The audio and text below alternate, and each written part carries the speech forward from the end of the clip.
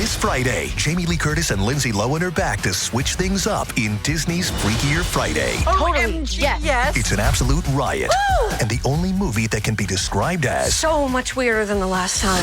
What last time? it's the frequel You ready? we've been waiting for.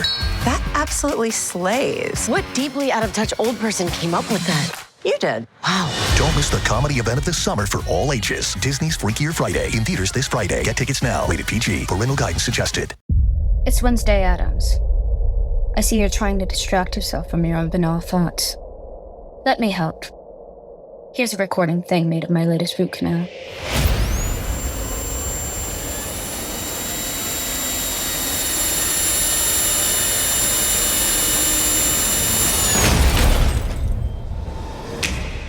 Wednesday, Season 2, begins August 6th, only on Netflix.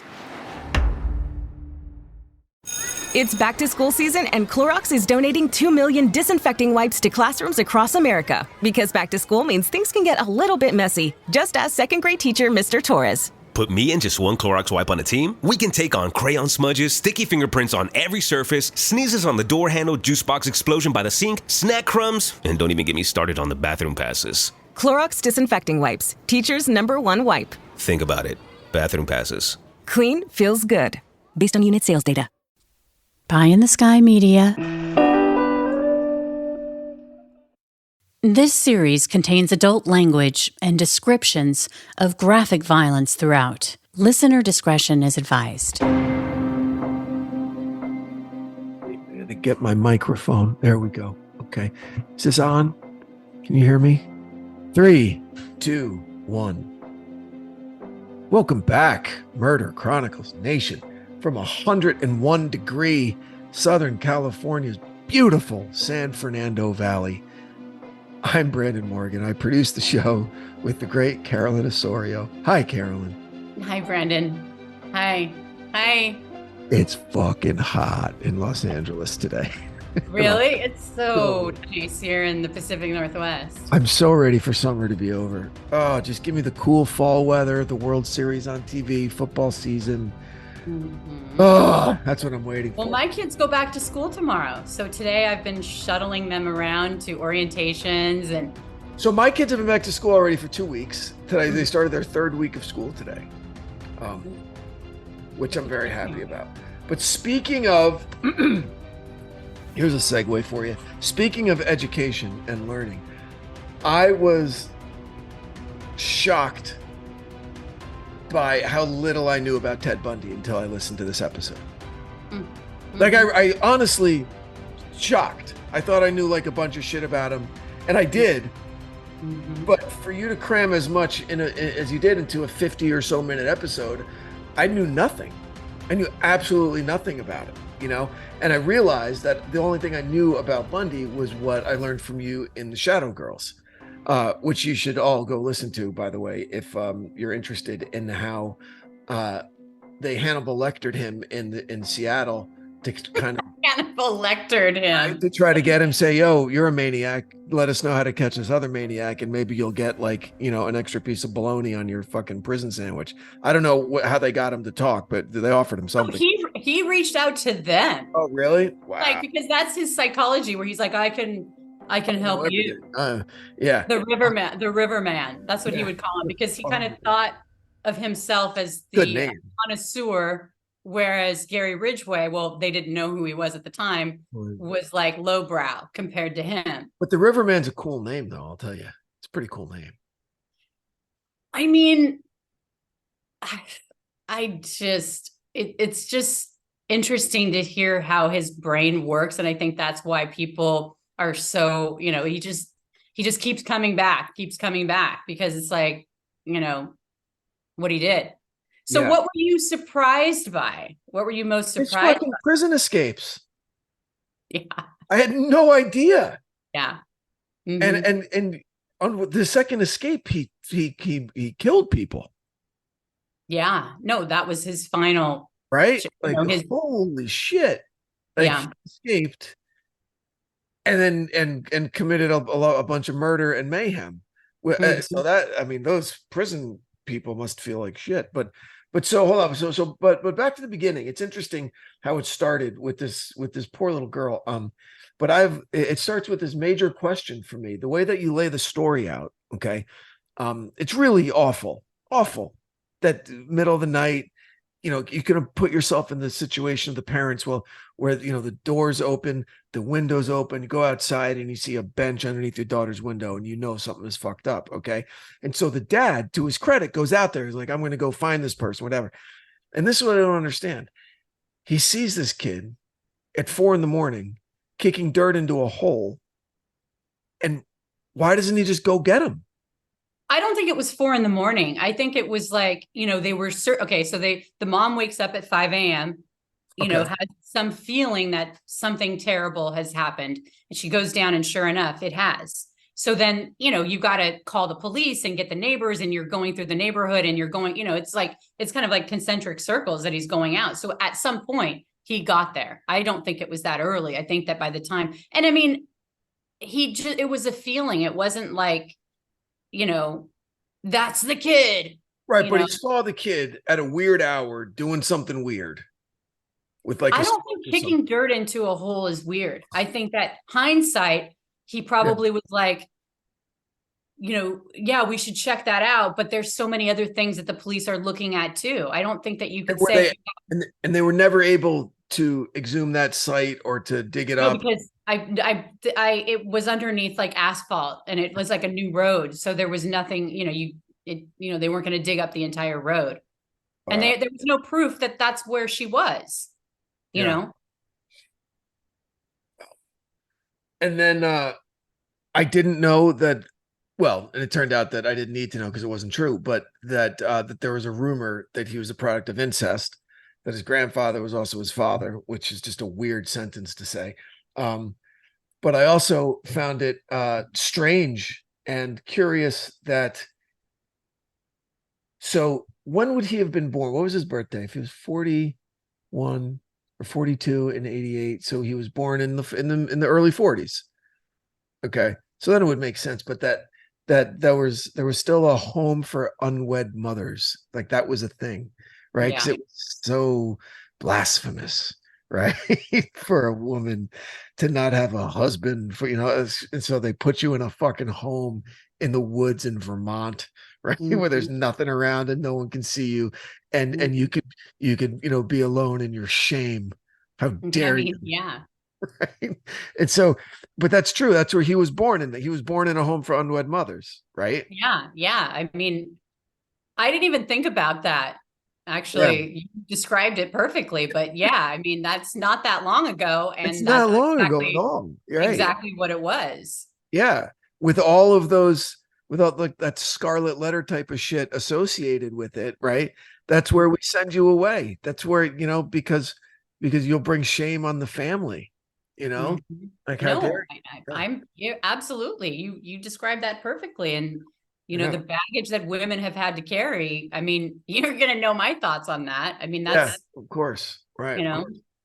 And then, a lot of that stuff about, his early days, but then there was a really interesting observation. One of the interviewees said that, by the time he was in school, he was in college and that he received a master's in sexual murder. Right? Like that's why he was studying it, not so he could defend it, but so he could know how to get away with it. Yeah. Yeah, that's fucking. That was Anne Rule who said that, and she had a receipt. Yeah, Anne Rule. That was a real interesting thing to think about, because that shows, the depth of his kind of broken psychology, and how early those feelings in him were activated, and prioritized.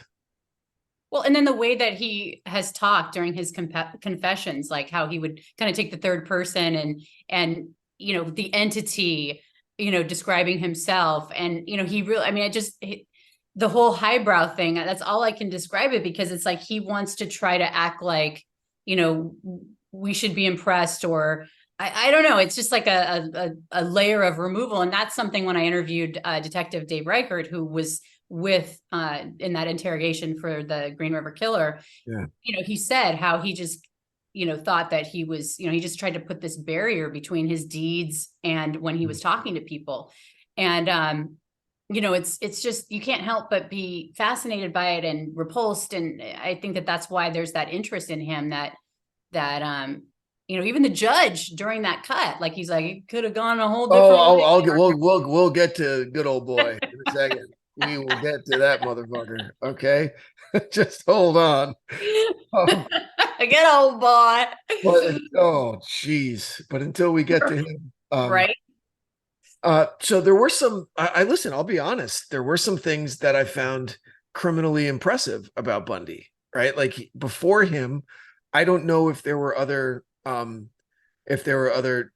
lunatics like him that would appeal to a woman's or a human's sense of charity. Like, I need to help this guy. I feel bad for him because he's got a cast or he's got crutches, right? And to go back to Silence of the Lambs, that's what Wild Bill did. The one abduction we saw Wild Bill. Can you help me move this couch? What are you, size 14? Oh, size 14. Okay. No, get inside. Get inside and help. So that was scary. So I don't know if that was an original idea from Bundy, but also in several episodes that we've done, we've talked about the breakdown in police work with something as simple as an imaginary line drawn on a map with regard to jurisdiction. Okay. Bundy exploited that on purpose, right? Cross jurisdictional lines. Oh, well, it's not ours anymore. He's not here anymore. He's gone. There's nothing that we can do about it. And he exploited that to, his awful benefit for a long time, according to this one, the detective who was talking about it. And that's the difference, is that he studied that. Right. It wasn't something that was just a part of his, I have to do it, the need to do it. He studied it and realized that would be make him harder to catch. And you could tell that it was a game. He not only got off on killing people and torturing them and sexually assaulting them and all of that, but the game of it all, to try to game the system. And clearly there was something in that too. And then the prison breaks, he actually they have found evidence in his room, his jail cell in Florida, of how he was trying to dig out somewhere. I don't know if it's digging out, but he wanted to make an escape. And that's like the most crazy prison where it's like, you're not getting out of there. It's not Alcatraz, but he wanted to get out. Beyond his obvious monstrous kind of tendencies, I didn't also there was a lot of other terrible things going on. Particular where I wasn't aware of was that he had two girls at one time and he made one watch while he killed the other.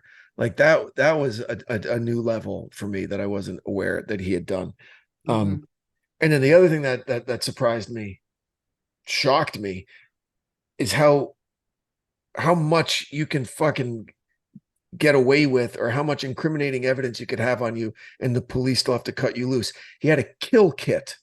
They called it a kill kit on the passenger seat of his car. They're like, really wish we could keep let's just say there's no passenger seat. No passenger seat. Yeah, no passenger seat. No passenger seat. And a kill kit. Yeah. Wish we had enough to hold you. I'm sure you'll be fine. You'll be fine. There's a great explanation for all of it. Go ahead. Go on your way, you little scamp. It's great that at least the officer was like, hey, this, we can't just let this guy go. There's something more. And that's what led them to, hey, let's look this guy up. He's from Washington. And that's how the whole thing started. Forensic material in his car led to his arrests, which led to his escapes and all of that. So yeah, and his escape, his first one was like, I have an absolute right to defend myself. I need to go to your library. Okay, geez. All right, go. I love how you got all business like this. Yeah, well, that's how I would say it. I know, I can tell. Right to defend myself. I need access to the library and to the legal books so I can give myself the defense that I'm afforded under the Fifth Amendment to the Constitution. Go fuck yourself. And then the charm that he had, because clearly he's not just charming. I'm assuming and this is a gender thing that I don't like it when I do this, but I'm assuming that the judge was a man back in the day and that he's charming him. He's basically saying, yes, judge, and trying to speak his language and try to come across as this like, young upstart, and it freaking worked. Yep. Yep. And the second escape, the fact that he was allowed to escape a second time when this prisoner has a propensity for escape and he's wicked smart, right? And like, I wonder why he's starving himself. Could it be to fit through that tiny hole up in the ceiling? Nah. Did you ever see the Clint Eastwood thing with the Alcatraz? Of course, it was a fucking brilliant movie. I loved that movie. I loved it too. I loved it too. Just the whole thing is just like one of the great unsolved mysteries of all time. Yeah. I think they made it. I think all three of them. How bad did you feel for that poor guy who couldn't jump high enough? Right at the end, the fourth guy couldn't make it. That poor bastard. He's all sweaty, couldn't make it. And there are his homeboys on their fake rafts kicking their way across the San Francisco Bay. I bet they made it. We'll never know. Yep. I mean, it was a great freaking movie. I mean, talk about like, the struggle is real. A great movie. Keep like stealing hair from the barbershop, right? To put on my gosh, for the dummies. Heads. Yeah. And the plaster of Paris, like to replace what you're digging out. So like you'll never can tell. I mean, that was so good. So good. Yeah, it was a great movie. The #1 selling product of its kind with over 20 years of research and innovation. Botox Cosmetic, onabotulinum toxin A, is a prescription medicine used to temporarily make moderate to severe frown lines, crow's feet, and forehead lines look better in adults. Effects of Botox Cosmetic may spread hours to weeks after injection, causing serious symptoms. Alert your doctor right away as difficulty swallowing, speaking, breathing, eye problems, or muscle weakness may be a sign of a life-threatening condition. Patients with these conditions before injection are at highest risk. Don't receive Botox Cosmetic if you have a skin infection. Side effects may include allergic reactions, injection site pain, headache, eyebrow and eyelid drooping, and eyelid swelling. Allergic reactions can include rash, welts, asthma symptoms, and dizziness. Tell your doctor about medical history, muscle or nerve conditions including ALS or Lou Gehrig's disease, myasthenia gravis, or Lambert-Eaton syndrome and medications, including botulinum toxins, as these may increase the risk of serious side effects. For full safety information, visit BotoxCosmetic.com or call 877-351-0300. See for yourself at BotoxCosmetic.com. Hey, let's talk about your expense report. I didn't submit an expense report. You will. Custom saddles and dog training services are not within policy. What are you talking about? SAP Concur uses advanced AI to audit and automatically detect out-of-policy expenses. It's the breakthrough I needed to focus more on our future. These are my future expenses? Yes, and self-defense classes are out of policy. I'll need self-defense classes? You will. For what? It's a big dog. SAP Concur helps your business move forward faster. Learn more at concur.com. Yeah, I mean, it's hard to admit that you kind of, even though he is a serial killer, you kind of, he thought about things and he made it happen. I don't want to give him anything, but, No, it's one of those, it's one of those things where if he had chosen a different path, he could have done great things. He probably could have been a great leader. Judge. No, he could have been a great economist. He could have been a great whatever. I'm not going so far as that good old boy judge, which reminded me of like In the Heat of the Night or like To Kill a Mockingbird, right? Oh, yeah. Where what he was really saying was, and I only say this to the white men who are in front of me, but I'm sorry that you went this way because you could have done great things, boy. That's what it's. And I'm not the aspersions that this judge was racist. I'm not saying that. All I'm saying is that by virtue of how he sounded and the way that those accents have been portrayed in the media, and especially in Southern courts over the years. Right. That's where someone's imagination takes them. Right. And for him to be so effusive with his praise of a fucking psychopath and to say in open court, I would have loved to have you, try cases before my bench, whatever. That's partner. You and I mean, and he didn't just let it go once. He goes, I mean it when I say, take care of yourself. Like, I know. Don't get raped in the shower or whatever. I mean, I don't know what he was telling him, but it just, again, we get it.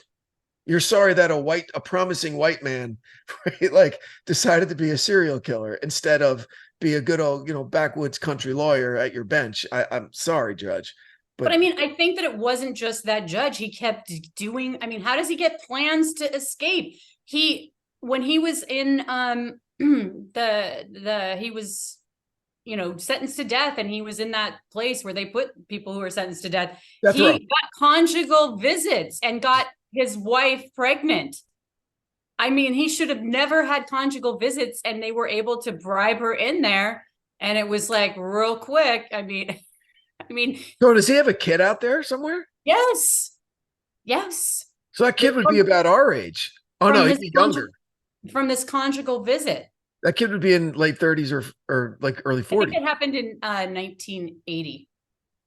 Okay.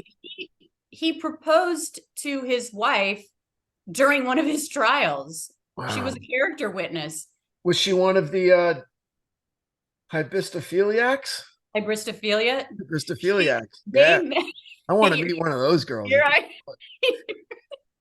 just lit up. Which serial killer trial would you go to, Brandon? I don't know, but it just seemed very interesting. Just as a psychological study. Mm-hmm. That's not what I mean. Okay. Mm-hmm. But no, I know. And those girls at that cut that I threw in there, I was like, my gosh, she's like, I'm scared every time he looks at me, but at least there are other people in here, so I'm okay. They were just so titillated, right? So electrified. It was. I know. Him. Yeah, I love it. Do that voice again. Do it again. So hold on. So when he escaped by starving himself and shimmying up into that dude's apartment and putting on regular clothes and just fucking walking out. Okay. Yeah. Mm-hmm. That's when the Chi Omega shit happened, right? Yeah. Holy fuck. He like blew a gasket from a guy who's already a nutcase. Yeah. I mean, this was a rampage. Yeah, it was. And as I'm listening to it, because Chi Omega was mentioned a few times in the beginning, and my lack of knowledge about all things Ted Bundy, I didn't know what they were talking about, and I was going to pretend I did when we talked. Okay, right, but thankfully it came up in the end, and I'm thinking, I'm going, a sorority house, just Ted Bundy, must be like a never-ending like skate park when I was in my teens, right? Like just a kid in a fucking candy store, like how would he even know where to start? I mean, it's like when he went to Aspen, he went to Colorado. He's like, hey, I'm going to ski places. He's probably got his turtleneck and his he's raring to go and has his ruse in, set in motion of like, that's the thing about, teaching young women, girls you don't have to be the good girl. Like, that's not your role. Like if somebody asks you to do something, a lot of time, it's a retraining of, you don't have to do it. You don't have to smile and be a quote unquote good girl, because that's what he was taking advantage of, Wow. That just, and hearing him, what was I just going to mention? In his own words, the pornography stuff. Okay. So hearing about how he behaved in that sorority house, all right, knowing what his evolution was as a sexual like psychopath, okay, when he's saying very honestly and very kind of openly and kind of intelligently talking about addiction, how you're always you want it to get better and better and better, and want it to be like as good as the first time that you did it, all of that. And then he said that chilling thing. He goes, and when the pornography stops working, you start thinking, well, maybe if I actually did it instead of just looking at it, maybe that would give me the feeling that he was chasing. And then imagining him in that sorority house, that is the, I mean, for want of a better term, no pun intended, the climax of his career as a serial killer.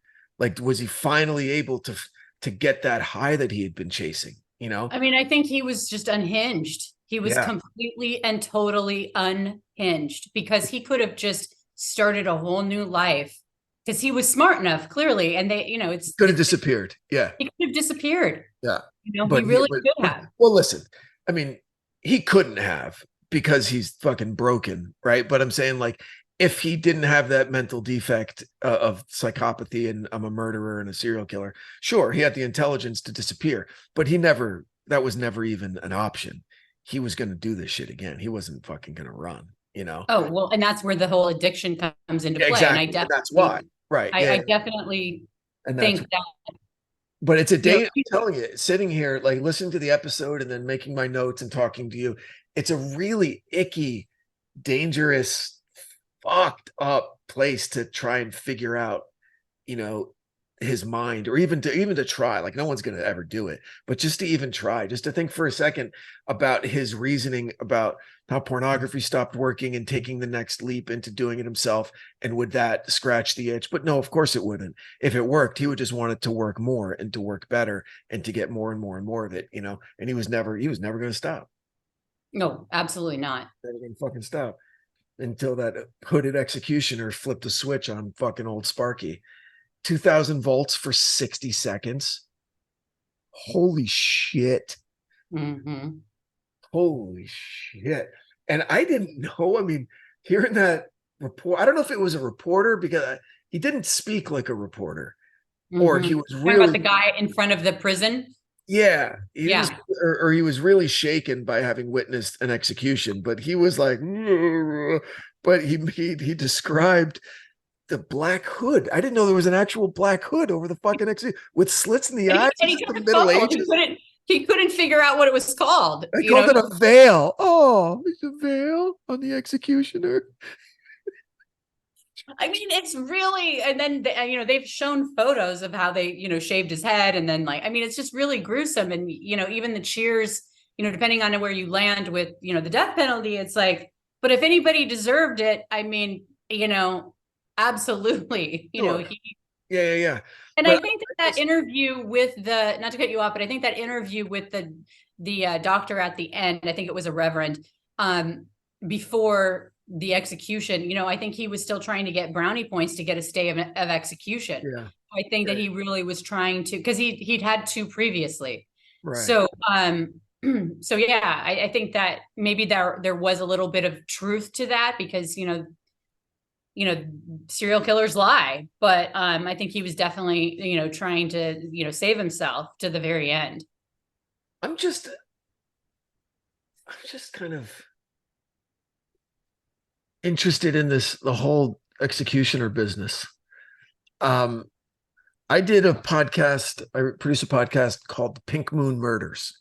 Okay. Mm-hmm. And the journalist and the writer behind that one has another story where he befriended this guy who's killed more people than like anyone ever, because he was the executioner in a prison system where he flipped the switch on like 350 different guys. Okay. Like, he's killed hundreds of people, and he's just like a dude. That's his job. This is his job. He goes home and hangs out with his wife and raised family, puts kids through college and like all that kind of shit. And he would talk about, back when there were still firing squads and stuff, right? Like, oh my gosh, other prisons that have firing squads, and they'd have like 5 marksmen, but and 5 of the exact same. One of them has the bullet, and only one has the bullet, right? Or like when the gas chamber, like, because there always has to be a physician there, okay? But the physician, the Hippocratic Oath, first do no harm, blah, blah, blah. They can't do it. So they get all the way right up to the line, and then some dipshit comes in and goes, I'll press the button, bye, right? So like shit, like at the gas chamber and stuff, like what is that doc? Who's that doctor trying to bullshit? Like, oh, you really didn't do it, doc? You mix all of the chemicals, you put the fucking needle in the arm, but you don't open the thing on the fucking IV bag. Okay, yeah. You're absolved. You're super. Well, I mean, I think that, we talked about the movie. What movie were we talking about? But with Einstein and how like he gave them the Oppenheimer, yeah. Oppenheimer, yeah. I mean, he gave him the recipe of what to do, FDR, and that's why Einstein felt shitty about it. He did for the rest of his life, but I mean, it's like, I think that it's like, if I wouldn't want to have anything to do with it. That's why I'm glad I'm not in those positions of having to make those decisions. I mean, that gas chamber, have you ever actually seen what a gas chamber looks like? It's like it looks like a death chamber. Like that's how it's designed. It's like an octagon and there's weird colored tiles and shit, right? I would just be like, bye. I mean, no shit, right? But yes. The electric chair. I know. Like, what is it? Just a big switch? Like, is that guy with the slit in the veil, right? The black wedding veil. Like that. I mean, I don't know how. I mean, I think that like with the firing squad, like nobody knows who does it, right? It's all. But when you're pulling this and you're the guy that you're doing it. Yeah, you know you're doing it, and to do that over 300 times, like, I mean, I don't know what that is, but is the guy making an entire podcast about it? Because like, I don't know, no, because unfortunately, the guy he died. He got an incredibly aggressive form of cancer and was dead in like 4 months or something like that. But he had supposedly was supposed to be a whole story. My issue with it was incredible. And I'm not saying this as a joke. I'm saying is that after like 10, it gets really, really repetitive. Like there's no difference. It's just like, like how you go out for a jog every day. It's like, oh, that's what I'm doing today. Right? I mean, I just don't know what type of personality is like, I can do this day in and day out. That's what's interesting. The guy 100%. Especially since one more thing, the extra layer of how many people have gone to their deaths and they were completely innocent, and then having to deal with that. Doesn't even think about it. I know, but I mean, that person has to be emotionally like. No, he's emotionally beyond. He was completely invested in that he was doing the Lord's work, and that he was the arm of vengeance and retribution for the lost, and this is what needed to be done. He wasn't this goes full circle back to the bias and and like people getting their, they have their feedback loop of what they think they're doing. You'd have to have something like that in order to be able to do that. Yeah. Like, and now it makes sense because he thought he was doing the Lord's work. I mean, and that's his belief system. And I'm just saying, like, somebody who did that day in and day out would have to have something in order to continue doing that every day. Yeah, because you have some whack jobs, these angels of death in like hospitals and shit that have that same kind of mentality, but it's criminal, and at least this guy did it within the bounds of the accepted laws of our country. But still, it's a very strange existence. Yeah. I completely agree. And that's assuming that it's not just like some hidden psychopath himself who actually really, hey, this is a way that I can do what I want to do within the bounds of the law. I mean, there's definitely. Yeah, that's where my mind went first. I'm like, oh, this guy wishes that he had the balls to go be a murderer. And they're like, no. Nope. It's a calling. It's a calling where he feels that, it needs to be done. And this is his burden and his job, and that he's granting peace and closure to families and ridding, society of these horrible people.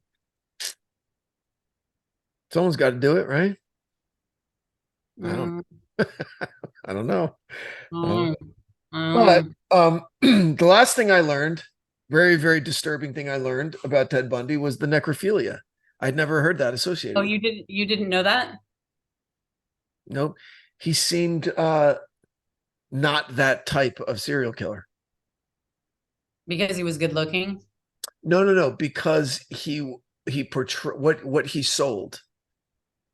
What his front facing kind of persona was one of kind of erudition and class, and he dressed nice and he spoke well. It didn't seem to me like he was sneaking back off into the woods, like a Gary Ridgway type. Gary Ridgway just seemed like dirty. He's just like a dirty fucking guy in a pickup truck and fucking dirty and flannels and jeans. Well, I wear flannels and jeans, but I was like, hey, don't mess with the flannels. Okay? Right. But you know what I mean? Like he wouldn't defend himself. That's what I'm trying to say. The difference with Ted Bundy and where he would put himself on this platform. And that's what he told, Detective Reichert and Detective Kepler when they went there, was that you need to go back to these sites because he will come back. And he would speak in third person, like, he didn't do it. Because at that time, he wouldn't really talk. He wasn't going to talk to them about, he just wouldn't talk about it, but he clearly eventually did. But they couldn't in that situation because they never had any, I mean, not to be crude, but they didn't have any fresh bodies that they could do because, with the Riverman. So that didn't work. But had they done that, they would have caught him if they could have had him, come back, and they would have staked out. But just the way that the investigation rolled out, they never had that opportunity to do that. But he was right, I guess, is what I'm saying. Yeah. And all it would take for me as an investigator to know that this is hopeless and this guy's a maniac and should probably die. When he said something like, he said this sentence, he said, about going back to the girl in the woods. He said, but with all the local wildlife, sometimes there's not much left. Yeah. I know he's, elevating it. Oh, it's like he doesn't even hear himself speak. Right. He just thinks that Yep. Yeah, exactly. Oh, Putting himself above other people. Like his response to Anne Marie's mom was just so repulsive to me, probably the most repulsive of everything, because he just had no humanity, which is no surprise. Yep. But he was, acted like she was like bothering him by even asking the question, like again and finally. Again, for the last time. Exactly. Like again, Are you as high on he did all this as that one guy in the episode? That guy in the episode, like, he's going to blame him for the Chicago fire. He thinks that Ted Bundy killed everybody. I mean, are you that kind of, like, do you think he has over like hundreds of victims or 100 victims or? I do, because I think that he, I mean, I don't know of 100, but based on like how he operated and where he was driving, I mean, that he drove that VW Bugs. I can hear it in my head, just everywhere, crisscrossing, like, and people wouldn't know that was him. And so, see, at first I was like, this guy's too much, and he's trying to blame Ted Bundy as the boogeyman, like, for everything. But then, sure, evidence, circumstantial evidence, but evidence nonetheless, especially when he would say that there were some things that Bundy wouldn't discuss. Too close to home, too young, too whatever. And there are cases that check all of those boxes. So that stuff makes sense, and that kind of falls in line for me. But yeah, it was a great and kind of terrible education on Ted Bundy today. So I enjoyed learning that, and it was, man, that whole run of when he's in Chi Omega, that was fucking brutal. That was a weird. Well, and I mean, that's why people, the hybristophilia people, it's like, if you knew what he's done, how could you even, like, what? Yeah. It's like a psychosis, It is. It is. Woo. All right. Well, anyway, great job. Thank you for that. What do you got coming up? Got a couple things in the hopper, and we will keep you guessing. We'll see what happens. All right. Good deal. Yeah. Well, I will get this one published ASAP. So Murder Chronicles Nation, thank you again for taking the time out of your week to spend a little of it with us. Please pray that the heat wave breaks in Los Angeles, because I'm suffering. So think of me. Okay. Think of me. I need your help. Well, I would do a rain dance, but I know you don't believe in those things. No, I certainly don't. I certainly do not. But in all seriousness, thank you very much. We appreciate it. Please consider supporting the great companies that support our show. Stay safe. Carolyn, would you like to add anything? I'm Carolyn Osorio with Branden Morgan, and we'll see you next week. Thank you, everybody. Please stay safe out there. Bye. The Murder Chronicles is a pie-in-the-sky production recorded live in the beautiful Pacific Northwest. We are produced by Brandon Morgan and myself, music by Soundstripe. For Pie in the Sky Media, I'm Carolyn Osorio, your writer and host. Thanks for listening.